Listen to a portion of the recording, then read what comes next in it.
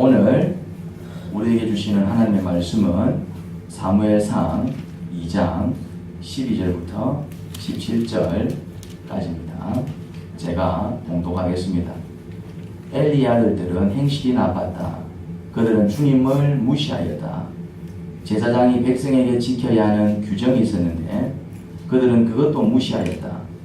누군가가 제사를 드리고 그 고기를 삶고 있으면 그 제사장의 종이 살이 3개 달린 갈고리를 들고 와서 냄비나 솥이나 큰 솥이나 가마솥에 갈고리를 찔러 넣어서 그 갈고리에 걸려 나오는 것은 무엇이든지 제사장의 몫으로 가져갔다.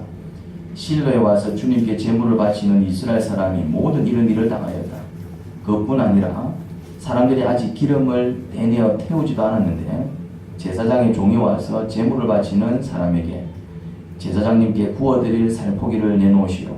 그분이 원하는 것은 삶은 고기가 아니라 날고기요 하고 말하곤 하였다.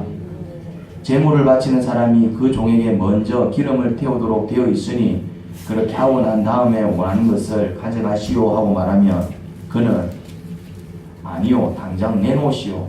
그렇지 않으면 강제로라도 가져가겠소 하고 대답하였다. 엘리의 아들들은 주님께서 보시는 앞에서 이렇듯 심하게 큰 죄를 저질렀다. 그들은 주님께 바치는 제물을 이처럼 함부로 대하였다.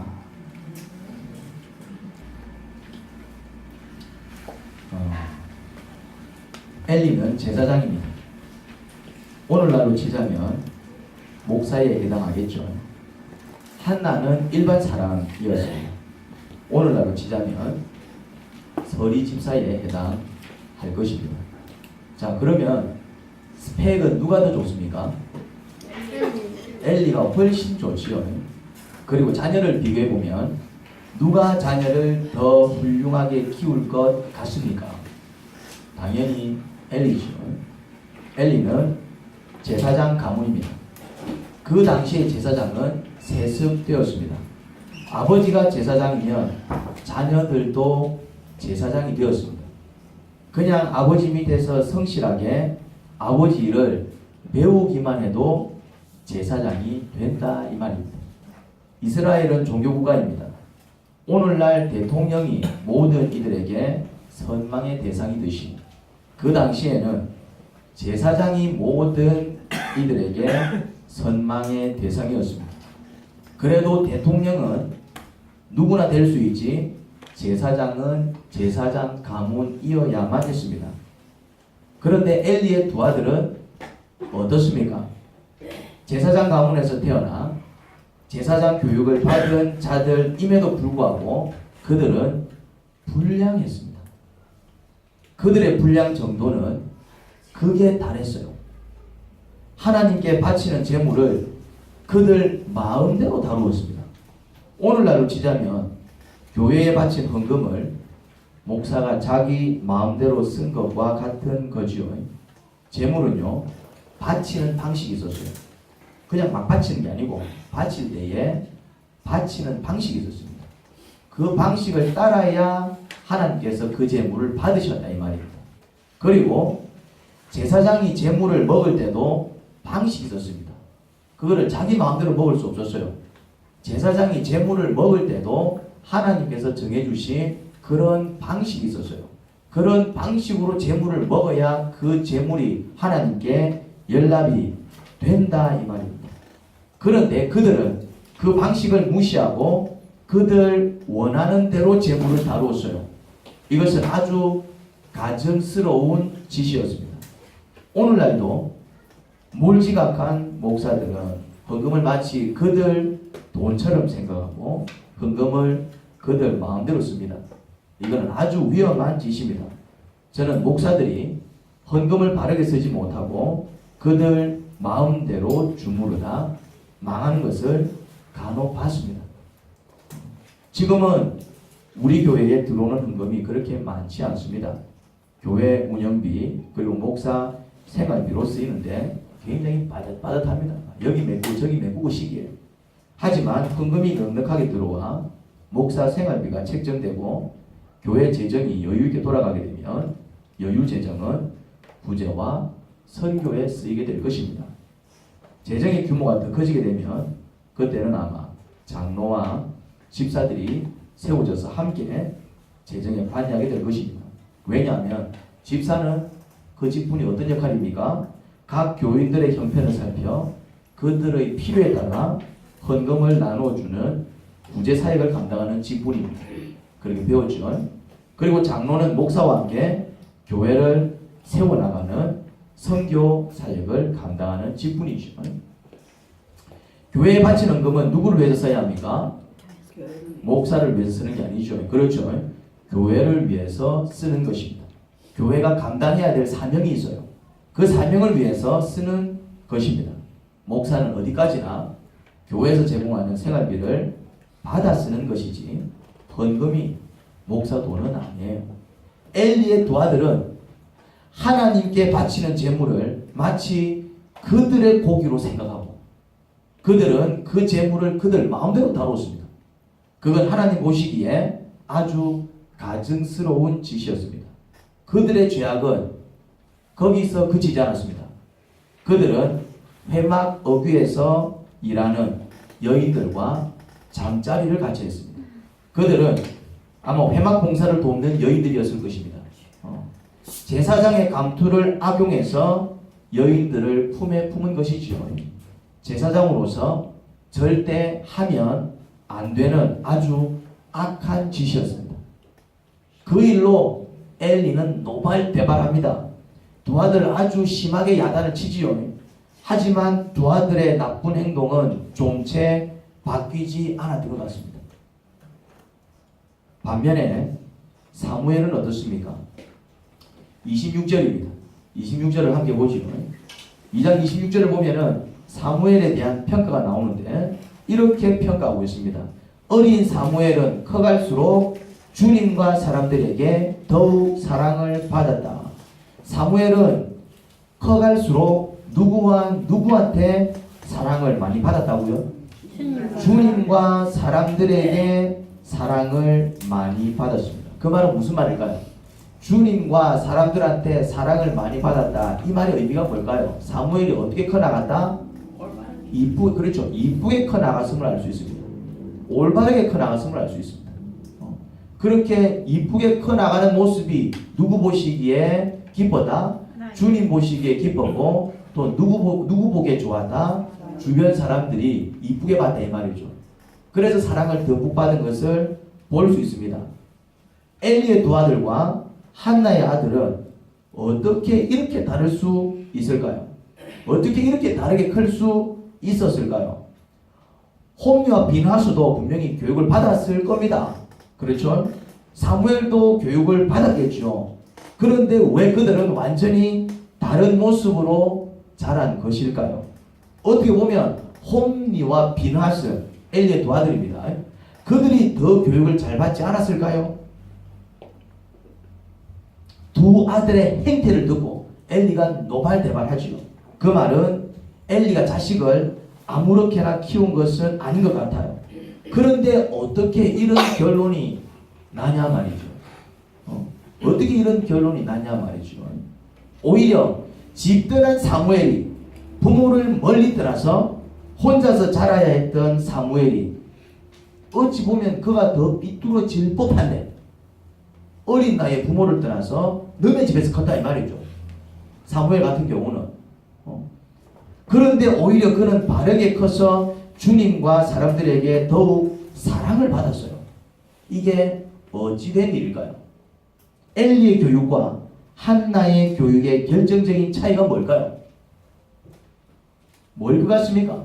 엘리의 교육과 한나의 교육의 결정적인 차이. 엘리는요, 말로 교육을 했고요. 한나는 몸으로 교육을 했어요. 사무엘상 1장, 2장, 3장, 4장에 걸쳐 엘리가 등장합니다. 근데 이상한 점이 있어요. 4장까지 엘리가 등장하는데 그 이야기 속에 엘리가 했던 말들이 몇 가지 기록되어 있습니다. 1장 17절을 보면은 기도를 마친 한나에게 해준 위로의 말이 나옵니다. 1장 17절을 보면은 엘리가 한나한테 위로의 말을 해줘요. 기도를 마친 한나에게 해준 위로의 말이 뭐였냐면 이렇습니다. 1장 17절에 그렇다면 평안한 마음으로 돌아가시오. 이스라엘의 하나님이 그대가 간구한 것을 이루어 주실 것이요. 이렇게 말했어요. 그리고 2장 22절부터 26절을 보면은 범죄를 저지른 두 아들에 대한 책망의 말이 나옵니다. 그런데 그 책망의 말이 굉장히 엄하고 엄격합니다. 두 아들의 잘못을 엄하게 꾸짖어요. 너희가 어찌하여 그랬느냐? 그리고 3장 18절을 보면은 사무엘이 하나님의 말씀을 대언을 하는데 그 말씀이 엘리 집안을 치는 말씀이었어요. 그런데 사무엘의 대언을 듣고 사무엘은 어린 아이였다 이 말이죠. 그 당시에는 어린 아이였지만은 그가 하나님의 말씀을 대언할 때는 아이의 말로 듣지 않고 그 아이를 통해서 하시는 하나님의 말씀인 줄 믿고 그렇게 겸손히 그 말씀에 응하는 말을 들어볼 수 있습니다. 3장 18절에서 이렇게 얘기합니다. 그분은 주님이시다. 그분께서는 뜻하신 대로 하실 것이다. 그런데 이 말씀이 앞부분을 보면 좋은 말씀이 아니었습니다. 엘리 집안이 망하게 될 것을 경고하는 말씀이었어요. 그런데 엘리가 그 이야기를 어린 사무엘한테서 듣는데 그 말을 아이의 말로 듣지 않고 하나님의 말씀으로 듣고 이렇게 이야기합니다. 자기 집안을 치는 이야기인데도 불구하고 그분은 주님이시다. 그분께서는 뜻하신 대로 하실 거야. 그리고 4장 13절을 보면은 전쟁터에 가지고 간 하나님의 괴를 걱정하는 엘리의 모습이 나옵니다. 엘리는 길가 의자에 앉아서 길을 내다보면서 마음속으로 하나님의 괴를 걱정하고 있었다 하지요. 엘리의 말과 마음을 엿보면 정말 은혜스럽습니다. 엘리의 말 중에서 은혜스럽지 않은 말이 있습니까? 하나같이 은혜스러워요. 기도를 마친 그 한나에게 해준 위로의 말이 정말 은혜스럽습니다. 평안한 마음으로 돌아가십시오. 이스라엘의 하나님이 그대가 간구한 것을 이루어 주실 겁니다. 감동이 그러지 않습니까? 그 말이 정말 은혜스러웠어요. 그리고 2장 22절부터 26절에 나오는 그 두 아들을 책망하는 말도 굉장히 엄하고 엄격했습니다. 너희가 어찌하여 그랬느냐? 그리고 사무엘이 하나님의 말씀을 대언할 때 그 말씀이 자기 집안을 치는 말씀이었건만 그 어린 아이의 말로 듣지 않고 비록 어린 아이 입술을 통해서 나온 말이었지만 하나님 말씀인 줄 믿고 이렇게 고백하죠. 그분은 주님이시다. 그분께서는 뜻하신 대로 하실 거야. 은혜스럽지 않습니까? 그리고 전쟁터에 가지고 간 하나님의 괴를 걱정합니다. 괴가 무사히 돌아와야 할 텐데. 엘리의 말과 마음을 엿보면 정말 은혜스럽습니다. 말을 은혜스럽게 하는 사람이었습니다. 뜨겁게 기도한 자를 격려할 줄 알았고 크게 범죄한 두 아들을 따끔하게 책망할 줄 알았고 전쟁터에 가지고 간 언약궤를 걱정할 줄 알았습니다. 그런데 엘리한테서 나타나지 않는 게 한 가지였습니다. 말은 참 은혜스럽게 하고 늘 하나님을 생각하는 사람이었습니다. 근데 엘리한테서 1장부터 4장에 걸쳐서 엘리한테서 나타나지 않는 게 있습니다. 그게 뭐죠? 그게 뭡니까? 엘리한테서 나타나지 않는 게 있어요. 그게 뭐죠? 행동입니다. 엘리가 기도했다는 말은 그대로 안 나옵니다. 엘리가 묵상했다는 말은 그대로 안 나옵니다. 자녀들을 위해서 무슨 수고를 했고 어떤 헌신을 했는지 나오지 않습니다. 말은 번들어지게 잘했지만 주변의 사람들에게 특히 가족에게 어떤 영향을 끼칠 만한 행동은 전혀 행하지 않았습니다. 그의 말은 제사장다웠지만 함께하는 사람들에게 선한 영향을 끼칠 만한 행동은 한 게 없었다 이 말이죠. 엘리는 입으로만 자녀를 교육하는 사람이었습니다. 엘리는 입으로만 목회하는 사람이었습니다. 엘리는 입으로만 교인들에게 좋은 말을 해주는 사람이었습니다. 입으로만 죄악을 책망하는 사람이었습니다. 그의 말 중에 틀린 말은 하나도 없습니다. 그는 전부 맞는 말만 했고 옳은 말만 했습니다. 언제나 그의 말은 들어보면 정말 큰 축복이 임할 것 같아요. 그런데 그의 집안은 폭삭 망했습니다. 전쟁터에서 두 아들이 비참하게 죽어나갔습니다. 아들의 죽음과 언약궤 빼앗겼다는 소식을 듣고 충격을 받고 엘리가 의자에서 넘어져 자빠져 죽어요. 그리고 비느하스의 아내 며느리지요. 해산을 하다 죽습니다. 며느리가 아이를 낳다가 죽어버려요. 그렇게 집안이 망해버렸습니다. 그뿐만 아닙니다. 나라도 망합니다. 전쟁에서 대패합니다. 언약궤를 빼앗깁니다. 나라가 크게 수치를 당합니다. 이스라엘은 종교국가이기에 나라의 망함은 오늘날로 보자면 한 교회의 망함과 동일한 것입니다. 그렇습니다. 입으로만 자녀를 교육하고 입으로만 목회한 결과는 참으로 비참했습니다. 자녀를 개망난으로 만들었고 그 집구석은 폭삭 망했으며 집안만 망한 게 아니라 나라가 통째로 망했습니다. 오늘날로 치자면 가정이 부서지고 교회가 산산이 부서진 것이죠. 입으로만 목회한 결과였습니다. 하지만 한나는 달랐어요. 한나는 달랐다 이 말이죠. 한나는 몸으로 하나님을 섬겼고 몸으로 자녀를 양육했습니다. 한나는 말을 잘하는 사람이 아니었습니다. 한나가 말을 잘했을 것 같아요? 못했을 것 같아요? 한나는 말을 잘하는 사람이 아니었습니다. 말을 잘할 수 없었을 것입니다. 그는 무식했을 테니까요. 한나의 기도를 우리가 보지 않습니까? 근데 그 기도가 유식한 기도입니까? 무식한 기도입니까? 김진호 자매님 어떻게 잘하십니까? 기도 내용을 보면은 간단해요. 하나님 애 하나 주세요. 이런 식이에요. 그냥 내용을 들어봐도 어떤 느낌이 드냐면은 그냥 천박하다라는 느낌이 든다 이 말이죠. 말을 잘하는 그런 사람이 아니었습니다.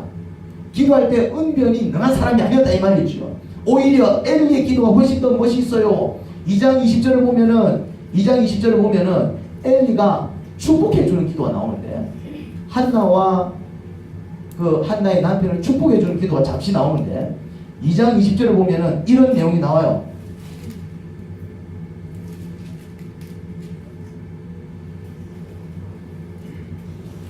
엘리는 엘가나와 그의 아내에게 주님께 간구하여 얻은 아들을 다시 주님께 바쳤으니 주님께서 두 분 사이에 이 아이 대신에 다른 자녀를 많이 주시기를 바랍니다 하고 복을 빌어주었다.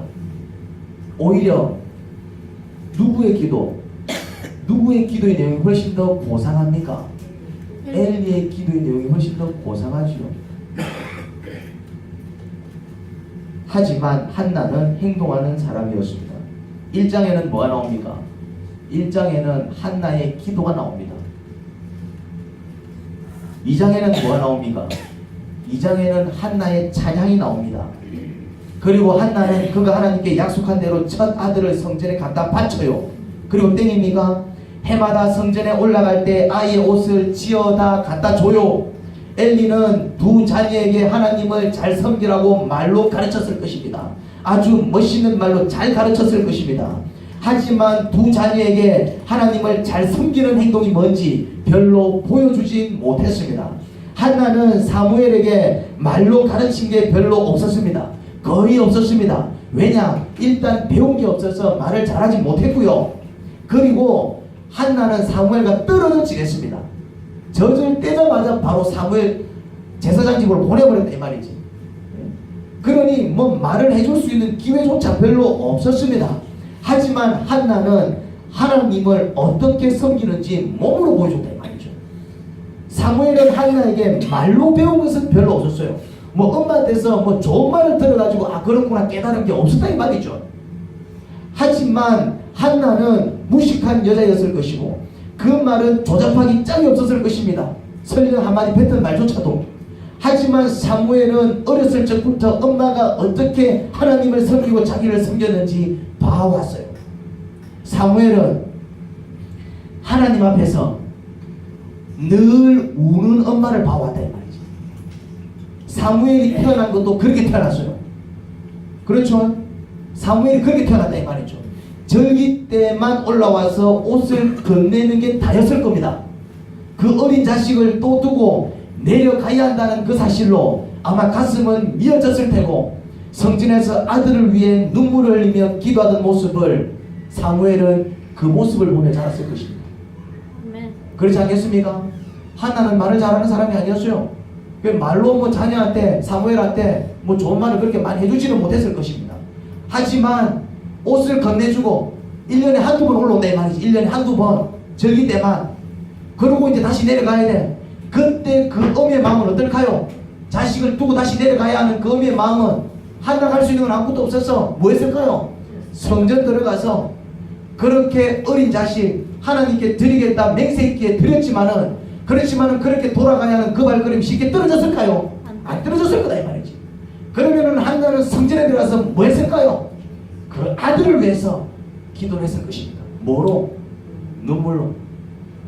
여러분들은 여러분들의 자녀를 위하여 눈물로 기도해 본 적 있습니까? 그래놓고 내 자식은 왜 이 모양이야? 그러고 있죠. 여러분들은 여러분들의 자녀를 위하여 얼마나 우셨습니까? 하나님 앞에서. 한나는 무식한 여자였기 때문에 말로 그 아들한테 해줄 수 있는 말은 별로 없었습니다. 하지만 그는 할 수 있는 게 없었기에 하나님 앞에 무릎을 꿇고 그냥 그렇게 하나님 앞에 울 수 없는 나약한 여자였지만 사무엘은 뭘 보면서 살았다고요? 그렇게 하나님 앞에 울던 그 엄마의 모습을 보며 자랐다 이 말이에요. 사무엘에게 미친 엄마 한나는 어떤 여인이었습니까? 그냥 무식한 여자였습니다. 행동도 좀 무식한 편이었습니다. 하나님한테 그렇게 약속을 했다고 그 어린 아이를 성전에다 갖다 바쳤으니 이게 조무식합니까? 이게 유식한 행동입니까? 자식을 내가 그렇게 맹세했다고 성전에다 갖다 바친 게 이게 유식한 행동이냐 말이지. 이게 얼마나 무식한 행동입니까? 사람들이 뭐라고 생각했겠습니까? 자식을 저렇게 하되나? 신앙도 좋지만 엄마가 하나님한테 그렇게 약속을 했거든. 그러니까 이제부터 제사장님 말 잘 듣고 여기서 훈련받아. 그게 사무엘이 어렸을 때에 엄마한테서 들은 말 전부였습니다. 그런데 그 어린 사무엘이 뭘 알았어? 그 어린 사무엘이 뭘 알았어? 엄마의 행동 중에 사무엘에게 쉽게 이해가 되는 것은 하나도 없었을 것입니다. 다른 엄마하고 달라. 그의 친구들을 보니 자기 엄마는 정말 이상해. 신엄마 맞나 막 그런 생각이 들었을 겁니다. 그래서 처음엔 엄마가 야속하고 심지어 미웠을지 모릅니다. 근데 한 가지 확실한 게 있었습니다. 사무엘은 그의 엄마가 그 누구보다도 믿음이 좋은 줄 알았습니다. 늘 엄마가 눈물로 기도하는 그 하나님은 어떤 하나님일까? 우리 엄마가 눈물로 그렇게 성전에서 기도하는 그 하나님은 어떤 하나님일까? 사무엘은 엄마의 눈물의 기도를 통해서 하나님을 배울 수 있었고 하나님께 다가갈 수 있었고 그 하나님을 섬길 수 있었습니다. 여러분들은 어떤 사람이 되갑니까? 엘리처럼 정말 멋있게 말을 잘하는 사람이 될 겁니까? 아니면 한나처럼 정성맞아 보여도 하나님 앞에서 울며 기도하는 사람이 될랍니까? 제가 매달 TV에 올라가는 이유가 있습니다. TV를 통해서 제가 깨닫고 느끼는 게 있어요. 그게 뭐냐면은 나는 말로 목회하는 사람이구나. 늘 제가 궁리하는 게 그것이었습니다. 어떤 말을 해주면 도전을 받을까? 어떤 말을 해주면 진리를 깨달을까? 어떤 말을 해주면 사람이 좀 바뀔까? 저는 늘 그 궁리였습니다. 그러니 제가 설교를 잘합니다. 그럴 수밖에 없겠죠. 늘 말을 연구하니까 내가 어떻게 말을 해줄까? 설교를 어떻게 할까? 양육을 어떻게 할까? 내가 어떻게 말을 해주면 저 사람들이 변화될까? 은혜를 받을까? 연구하고 궁리하니 제가 설교를 잘할 수밖에요. 말을 잘할 수밖에요.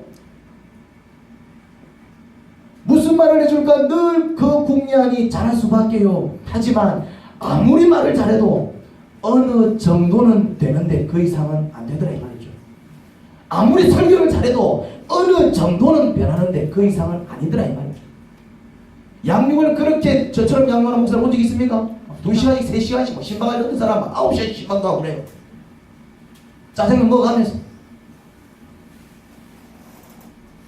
어느 정도는 깨닫고 어느 정도는 변화가 일어나는데 그 이상은 아니더라 이 말이죠.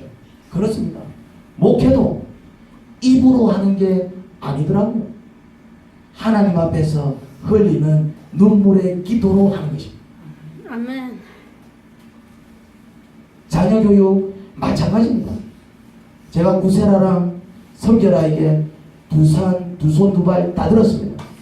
말로 안 되더라고요. 되든가요? 여러분들은 되든가요? 나는 지금 키우고 있는 중이고 여러분들은 다 키워봤잖아요. 어떻습니까? 이영수 자매님 말로 되든가요? 안 됩니다. 이는 어찌합니까? 안 들어갔으면 진짜. 누군가가 나를 말로 키우는데 내 누가 잘안 됩니다. 아, 누군가가 니를 말로 키우는데 니가 잘 안 변하잖아. 안 되기도 질문이 끊이지 않습니까? 말로 키워서 그렇습니다. 말을 해도 안 되니까 매를 들시오. 매를 들면 조금은 좋아져요. 하지만 그 이상은 안 되더라 이 말이죠. 제가 깨달은 진리는 하나님 앞에서 울며 기도하는 것입니다. 한나는 무식한 여인이었습니다. 그는 말을 잘하는 사람이 아니었습니다. 하지만 그는 하나님 앞에서 울면서 기도할 줄 알았습니다.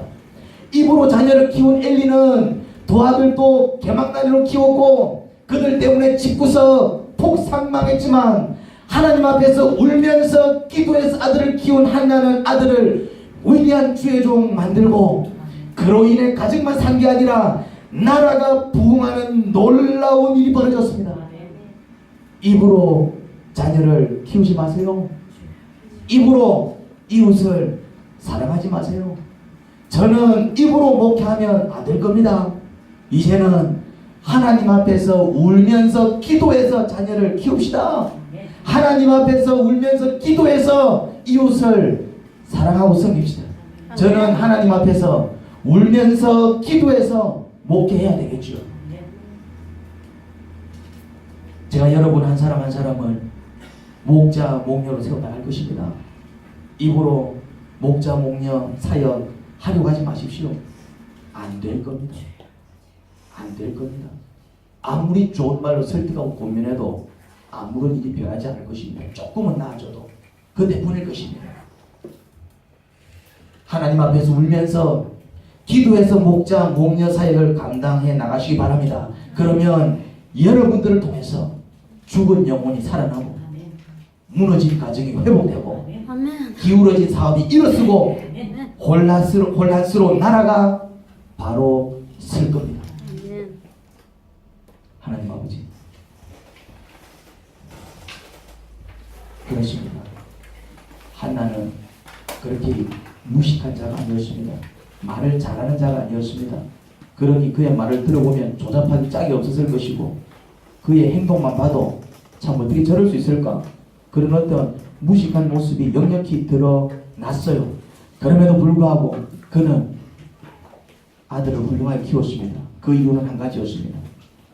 자기의 부족함을 누구보다도 잘 알았기에 그는 하나님 앞에 엎어져 눈물로 기도하며 그렇게 하나님께 매달릴 줄 아는 자였습니다. 그 눈물의 기도가 아들을 위대한 주의 종으로 만들었을 것입니다. 하나님 그 모습을 못 봤습니다. 많은 말로 사람들을 변화시키려고 할 게 아니라 정말 눈물로 기도할 수 있는 그런 부모가 되기를 원합니다. 눈물로 기도하는 그런 목사가 되기를 소원합니다. 눈물로 기도하는 그런 목자가 되고 목녀가 되기를 소원합니다.